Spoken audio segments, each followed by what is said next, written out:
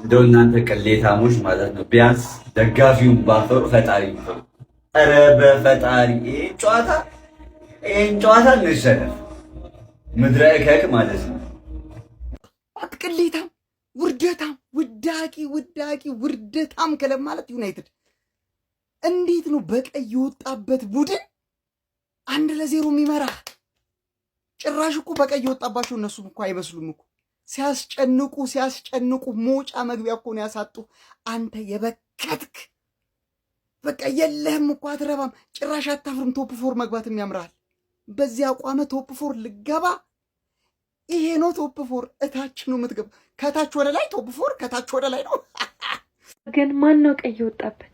ማን ነው? እኔ ግራ ገባኝ እያየሁት። ማን ነው ቀይ ወጣበት? ዩናይትድ ነው ቀይ ወጣበት? ኤቨርተን ነው ቀይ ወጣበት? ማን ነው? እኔ ቅልፌ መጣ እያየሁት። ነቃ ደንግጥ ያለ ጨዋታ ተጫወቱ ባካችሁ።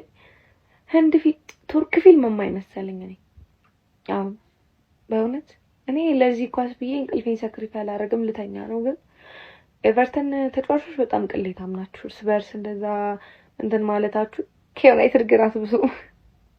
በእውነት ከዩናይትድ አትብሱ።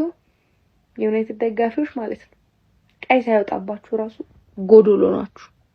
እኔ እኮ አንዳንዴ ፕሪሚየር ሊግ ላይ እኮ የሚጫወቱ እኮ ተጫዋቾች እኮ ከአማተር በታች እኮ ናቸው እኮ ጥፋታቸው። የሚሰሩት እኮ ስህተት እኮ አማተር የሚያስብል ስህተት ነው የሚሰሩት። ይኸውላችሁ ጋና ጉዬን አያችሁት? የራሱን ተጫዋች ደብድቦ ማለት ነው ፊቱ ላይ በቦክስ ሰንዝሮበት በቀይ ወጣ ጀማው። እንዴ ብሩኖ ፈርናንዴስ ገና 13ኛው ደቂቃ ላይ አንድ አስፈሪ ሙከራ አደረገ። ያን ሲያደርግ ተንደርድሮ መጥቶ ከራሱ ተጫዋች ጋር እንዲህ ነው የተያዘው። እንዲህ ማለት ነው ኦሬዲ በቃ ሰነዘረበት ልጁን። ዳኛው መጣ ቀይ ሰጠ። አሁን በዚህ ደቂቃ ላይ ኢትኑ ካርድ አይቶ በቀይ ከሜዳ የሚወጣው። አይ አንዳንዴ ግን አብዛኛው የእግር ኳስ ቤተሰብ ምን ሲል ሰማዋለሁ መሰላችሁ? ባልስማማበትም በሐሳቡ ብዙ ጊዜ ማለት ነው በቃ ጥቁር ተጫዋች በጭንቅላቱ አይጫወትም ይላል። እና የራሱን ስሜት እንኳን ሃንድል ማድረግ አቅቶት ማለት ነው በደዚህ አይነት መልኩ በቀይ ሲወጣ ስታዩ በጣም የሚያሳፍር በጣም ማለት ነው ስሜቱን መቆጣጠር አቅቶት። ለማንኛውም ተርፌ 1-0 እየተመራች ነው የምትገኘው በጎዶሎ ተጫዋች ማለት ነው። ጎል ተቆጥሮባት እየተመራች ነው። ይሄን ጨዋታ ከተሸነፍሽ ትርፍዬ እንረማመድብሻለሁ። በቃ ጎዶሎ ነው በቀይ ወጥቶልሻል። ይሄን ጨዋታ አሸንፊ። አመሰግናለሁ። ይሄን ልል ነው የመጣው ጀማው። አይደለም የቡድን አጋርህን በጥፊ ብለኸው ታንክ ሜዳ ውስጥ ይዘገብተ 5ቱን የቡድን አጋሮች ብታፈነዳቸው ራሱ ዩናይትድ እንደሆነ አያሸንፍ። 1-0 መርተኸው ትወጣለህ። ይኸው እየተቀጠቀጠ ነው። በጥፊ ሲመታው ራሱ የራሱን ተጫዋች ዩናይትዶቹን የደነገጡት። እኛንም እንዳይመታና ዶርጉ ምንድነው ስራው? ይጣራልን እስቲ። እግር ኳስ ተጫዋችማ አይደለም። እኔ ደጋፊ መሰለኝ የሆነ ሰዓት ማለት አለ አመሳስሎ የገባ ሰውዬ። ይሄ ቲም ቅዳሜ ቢጮት አሁን እኛ እንረሳ ነበር በመሃል። እንዲህ አይነት ጥሩ ጎረቤት ይኖር ቢያንስ መርሲሳይድን ፎ አድርጎ ይመጣልሃል። ከመርሲሳይድ ስትመጣ ሲጀመር የሆነ ቫይብ አሉ፣ የሆነ እንትን ግርማ ሞገስ አሉ። ገና እረፍት አልወጡም። ከረፍት በኋላ የአሸንጎል ሲደራረብ ደግሞ መልሼ ይሰራሉ ቪዲዮ። ምን አለ ቶሎ በተጮቱ በእናት ጋይስ። ማን ነው ግን በቀይ ወጣበት? ማንቸስተር እኮ ነው የሚመስለው እኮ። ኧረ ውርደት። ፈርስታፍ 1-0 በቀይ ወጥቶባቸው እነዛ ገቡ። ምን አይነት ጎል ያገቡት ራሱ። ኧረ እንደዚህ ካለቀ ማለት ነው ይኸው ልንገርህ፣ ኤቨርተን ካሸነፈ ቀጥታ ከፕሪሚየር ሊግ ትወርዳለህ። አንተ የሞትክ ወራዳ ክለብ ማለት ነው። ወራዳ የሞትክ። ኧረ እግዚኦ። አንተ ወራዳ፣ አንተ የሞትክ ሬሳ ክለብ። አንተም ትደነፋለህ ክለብ ሆነ። ብቻ ተሸነፍ። ይሄ ምንድነው? ማነው ቀይ ወጣበት? ዩናይትድ ነው። ማነው ቀይ? ኧረ እግዚአብሔር ያዋርዳችሁ። ገና አልጀመርንም እኮ ገና ማነው ቀይ ወጣበት? ንገረኝ። ወዴት ነው ኳስ? ወደ ኋላ ነው የምትጮቱት? ይሄን ጨዋታ እንሸነፍ ብቻ ማለት ነው። ህይወታችሁን ነው ማመሰቃቀል። ጎሉ ጎል ነው እንዴ? ዴውስበሪሃል ጎል ቨርሰስ ማንቸስተር ዩናይትድ ብላችሁ ሰርች አድርጋችሁ የፈጠነ እዩት ነው የምላችሁ። ምን አይነት ጎል ነው አንቺ ወራዳ! አረ ወል አረ ኢዜ ማለት ነው ለቶተናምና ለቶማስ ፍራንክ ብቻ አይደለም እንዱ ያለው ለነዚህ ጉዶችም ጭምር ነው። እኔ እኮ የሚያሳዝኑኝ ማለት ነው 15 ቀን ጠብቀው በሳምንት አንዴ እየተጮቱ ሰኞ ማታ 5 ሰዓት አርገዋቸው እንዲህ አይነት ቡድን ሲያዩ ወይኔ ማንቸስተር። በረኛችሁ ደግሞ ምንድነው ከቺን ኢንተርናሽናል ብሬክ ከኦናና ጋር ነው እንዲያሳለፉት። አይ ማንቺ ጉድሽ አያልቅም። ሰከንድ አፍ እናይሻለን ደግሞ። ቀይ ከኤቨርተን የወጣ ነው ይመስላችኋ? ከኤቨርተን አንድ ሰው ወጥቷል። እኛ ጋር 3 ሰው የለም። ዶርጉ አፈር ብላ ዚርኪዚ ጭራሽ ኳስ ጠፍቶበታል። እግዚአብሔርን እንዲህ በጎቶሌ ጮትን እኮ ነኝ ራሱ ዶርጉና ዚርኪዚ አፈር የበሉ እግዚአብሔርን አፈር የበሉ በጎቶሌ ቲም እንመራ እንዴ! ኧረ በስመ አብ። ችግር የለውም ውጤቱ ችግር የለውም። ገና በሰፊ ጎል ነው የምናሸንፋቸው። ምንም የሚያሳስብ ነገር የለውም። ፈርስት ሃፍ አንድ ጎል ሄደው በፋሮ አግብተዋሉ። ችግር የለውም። ምንድነው እነሱ ለተጣሉት በቀይ የሚወጣው ምናምን እያላችሁ መፈተፈቱት? የኛ ልጅ እኮ ነው የተመታው በጥፊ እኮ የተመታው ማለት ነው። ፈትፍተን እኮ ፍትፍት እያበላን ያሳደግነው የኛው ልጅ እኮ ነው በጥፊ ተመቶ እንትን ያሉ። ለምንድነው በቀይ የማይወጣው እንዴ? ምንድነው የምትሉት? እዛ እንደ ሊቨርፑል ምናምን ደጋፊ አይደለም እዚህ ጋር ይወለ እንትን ምንለው ከምባክ ምናምን በቃ ጽድት ያለ ከምባክ ትመለከታላችሁ። ዘና በሉ። ምንም የተለየ ነገር የለውም። ፈታ ብላችሁ ከምባክ ታያላችሁ። ግን በጥፊ የተመታው የኛ ልጅ ስለሆነ ነው በቀይ ካርድ የወጣው። ይሄን እንድታውቁ ብዬ ነው። ይመቻችሁ። የለም ማንቸስተር የሚባል ክለብ የለም። ከዚህ በኋላ ማንቸስተር የሚባል ክለብ የለም ነው የሚለው። የትኛውም ክለብ ማለት ነው 4ኛ ዲቪዚዮን አይደለም ከታች መጥቶ ማለት ነው አሪፍ በረኛ ካለው ማንቸስተርን ያሸንፈዋል። አለቀ። ዛሬ አረጋግጫለሁ። ደምቀዘንን ዚርክዜ ተባልክ ሰውዬ ማለት አንተ ቀጭላዳ መለስ ያልክ ፍጡር ነህ። ዶርጉ ደግሞ ጭላዳው ነው ካንተ መለስ ያለው ጭላዳው አንተ ኳስ ብላንተ ተግማሙብኛል። ቆማጣ ሸርሜዳውላ ድሮስ ደሞዝ በልተህ ዛሬ ልትጫወትልኝ ነው እንዴ? ጠምቡላ አንድ ኳስ ሚችል ታሪካዊ ውርደት ተዋርደናል። ወደድንም ጠላንም በቁም ሞተናል።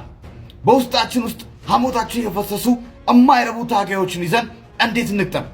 ዶርጉ የተሰኘ መሀይም ግለሰብ ሰርጎ ገብ እንጂ በፍጹም የቡድናችን አባል ሊሆን አይችልም። ዚርኪዚ የተሰኘ መርፍ ተኳሽ መርፍ ተኩስ ብለነው አዙሮ ወደ ታጋዮቻችን ሲተኩስ አምሽቷል። እድል ቀንቶን የተኮስናቸው ሚሳኤሎች ፒክፎርድ የተሰኘው ሚሳኤል ማክሸፊያ ማለፍ አልቻለም። ለራሱ እርስ በርስ ተጣልቶ ተከፋፍሎ ያለን ኃይል ማሸነፍ አለመቻል ትልቅ ታሪካዊ ውርደት ነው። ስጋ እያበላ ነው ሽሮን እንደበላ ሰው ሚልፈሰፈስ ገና ለገና ሞታለሁ በሚል ጦር ሜዳ ሳይደርስ የሚልፈሰፈስ ሽንታም ሰራዊት ይዘን ማሸነፍ ቀርቶ ለማሸነፍ ማሰብ ራሱ እጅጉን ከባድ ነው። በአፋጣኝ የእርምት እርምጃ እንዲወሰድ ትዕዛዝ እናስተላልፋለን። ይህ በጭራሽ እኛን ሊወክል አይችልም። ድል ለታላቁ ማንቸስተር ዩናይትድ።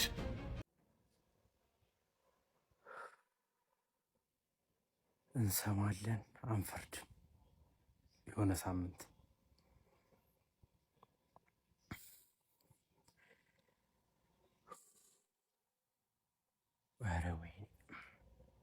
በሜዳሽ ተጫውተሽ በቀይ ወጥቶልሽ ትርፍዬ ማሸነፍ ምን ነው ተሳነሽ? አይደለም መጣላት ለምን አይባሰቁም? ምን ባገባግና ነው አንተ ቀይ ካርድ የምትሰጠው? ለባለሜዳው አዳልተ እንዴ ሁለቱንም አቆነጥጠው ተንተናቸውን በራያ ጎል እንደዛ በዝለይ ሙድ ያዛችሁ አታፍም? ጀመርኒ እናንተ እንኳን ማየት ፈልጌ አይደለም፣ ግን ኤቨርተን አሁን ዛሬ ሲያሸንፍ ሊቨርፑልን ይበልጣል አይበልጠውም የሚለው ላይ ነው የተቀመጥኩት። አረባም እንደው ሰኞ ተጫውታችሁ 5 ሰዓትም ተጫውታችሁ ይሆናላችሁ።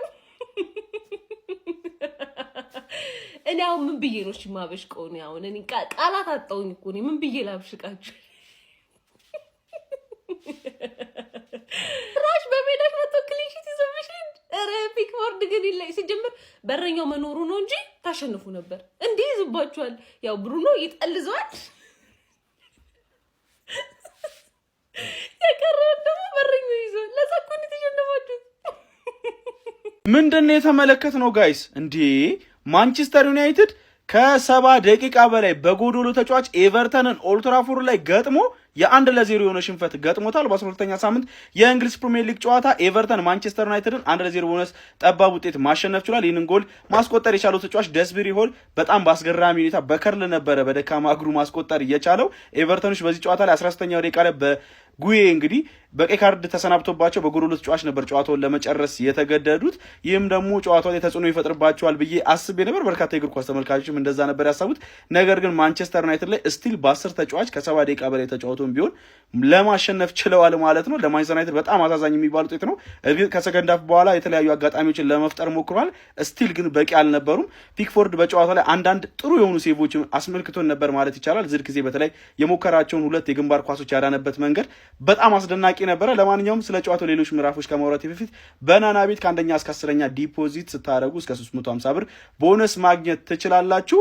ከዚህ ጨዋታ መጠናቀቅ በኋላ ማንቸስተር ዩናይትድ በፕሪሚየር ሊጉ እዛው ባለበት 18 ነጥብ 10ኛ ደረጃ ላይ የተቀመጠ ሲሆን ኤቨርተን ደግሞ በተመሳሳይ 10 ነጥብ በጎል ክፍያ ዝቅ ብሎ 11ኛ ደረጃ ላይ ከማንቸስተር ዩናይትድ በመቀጠል ተቀምጧል ማለት ነው። ውጤቱ ለማንቸስተር ዩናይትድ ደጋፊዎች በጣም የሚያበሳጭ ይመስለኛል። ኤቨርተኖች ደግሞ ከጠበቁት በላይ የሆነ ውጤት ከኦልድ ትራፎርድ ይዘው መውጣት ችሏል። ብቻ ዩናይትድ ከእንደዚህ አይነት ሞመንቶች ሙሉ 3 ነጥብ ማግኘት የማይችል ከሆነ በየትኛው አይነት አጋጣሚ 3 ነጥብ ሊያገኝ እንደሚችል ግራ የሚያጋባ ነው። ለማንኛውም ለተጨማሪና አዳዲስ የሆኑ እግር ኳሳዊ መረጃዎች የፕላስ ምልክቱን መጫን እንዳትረሱ። ስለ ጨዋታው የተሰማችሁን ሀሳብ ኮሜንት ሴክሽን ላይ አካፍሉ። የአባቴ አምላክ ማለት ቆዳችሁን ይገልብጥ፣ ጭንቅላታችሁን ያፍርስ። ይሄ ምን ይላል? ይሄን ትበላለህ፣ ይሄ ይግባልሽ። በዘጠኝ ተጫዋች እኮ አንድ ቀይ ወጥቶ ይገልብጣችሁ። ምሽታችሁ እንቅልፍ ሚስታችሁ ቤት ስትገባ አይናችሁን አትይ። ወይኔ ተዋረድን። ወይኔ ተዋረድን። በዚህ ምሽት ወይኔ ቅሌታችን አቁሏሉን። እግዚአብሔር ድረሽልኝ እናቴ ድረሽልኝ። እሺ ትርፌ ሰከንድ ሃፍ ጠበቅን፣ ለውጥ የለም። ፈርስት ሃፍ ኤፍሲ ይሄ ስካመር የሆነ ማናጀርሽ ማን ነው? ስካሞሪም ፈርስት ሃፍ ያሰበው ነገር በ15 ደቂቃ ካልተሳካለት ምንም መለወጥ የሚችለው ነገር የለም። ምንማ ሌላ ቀይ ቢወጣባቸው አታገቡም ነበር። መደነቅ ያለባቸው ተጫዋቾች ዶርጉ ለምን እንደቀየሩ አላውቅም። ይችል ነበር እኮ ዶርጉ እና አማድ። አቤት አማድ ቤተሰቡ ያጨለትን አያገባው እንኳን አይደለም ሊያድንሽ ማለት ነው።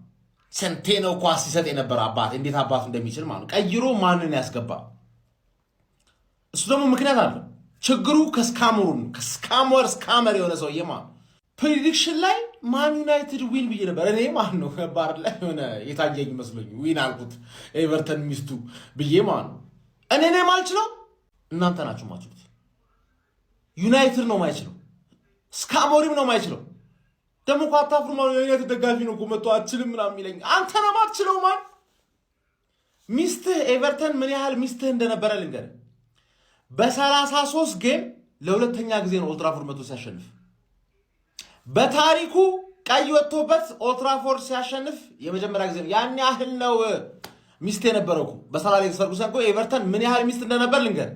ተጫዋች ይሰጣል እንደ ሩኒ አይነት ተጫዋች ማለት ሊቨርፑል እንዲያሰቃይልን ገባህ አይደል?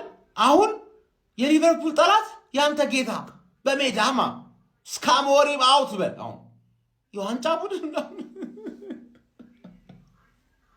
ሌላ ጊዜ ፈርስት ሃፍ ቶፕ 4 ይገባና ሰከንድ ሃፍ ይፈጠፈጥ ነበር።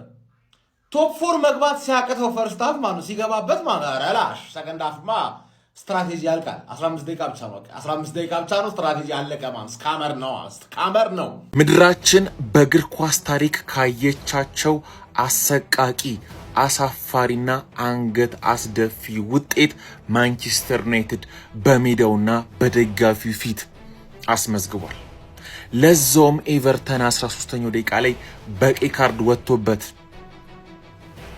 ግብ አስቆጥሮበት ነው የተሸነፈው ማንቸስተር ዩናይትድ። ትንሽ እንኳን ቁጭት፣ ትንሽ እንኳን እልህ፣ ትንሽ እንኳን ተነሳሽነት አንመለከትባቸውም። የሆነ እንደው ውስጣቸውን አይፈነቅላቸውም ተጫዋቾቹ። በቀይ ወጥቶ ከኤቨርተን አንድ ግብ ሲቆጠርባቸው ያንን ተነሳሽነት ፍጹም ያላየነበት ዩናይትድ አንገቱን የደፋበት ምሽት። ዩናይትድ ተሸንፏል። በቀይ ካርድ ወጥቶ ከኤቨርተን በጣም ነው የሚያሳፍረው። እውነቴን ነው የምላችሁ። ለማንኛውም ጨዋታውን እንደተመለከታችሁት ሐሳብና አስተያየታችሁን ኮሜንት ላይ አስቀምጡ። በስመ አብ የዛሬው ያቃጥላል አይገልጾም። እግዚአብሔርን ይሄ ቲምማ የሆነ አይነት ውጣም ቲም አለበት እንጂ እኔ እግዚአብሔርን ግራ ነው የገባ። አንተ እንዴት በአንድ ጊዜ ከአሰልጣኝ እስከ ሙሉ ተጫዋች ሺት ይሆናል? በቃ አቬሬጅ ምን ሆኖ ነው? በገብርኤል ምን ሆኖ ነው? ሴላመንስ አቋቋሙ ፍጹም ልክ አይደለም። ፔናልቲ አይደለ? ቀድመ እንዴት ትነቅላለህ? ቀድመ እንዴት ትገምታለህ? ልክ አይደለም አቋቋሙ። ዴሊክት ይሻላል። ሌኒዮሮ በጣም በቃ ሲዘገይ ነበር። ብዙ ፓሶችን ብዙ ስሩ ቦሎችን ማድረግ ይችል ነበር። ሉክሾ ምንም አይልም። ዶርጉ በጣም በቃ እኔ ከሰው ልጅ የሆነ 3 ሰከንድ ምናምን ይዘገያል። እኔ ዶርጉን ጫን ማለት አልፈልግም፣ ግን በጣም ነው የሚያናደው ዛሬ።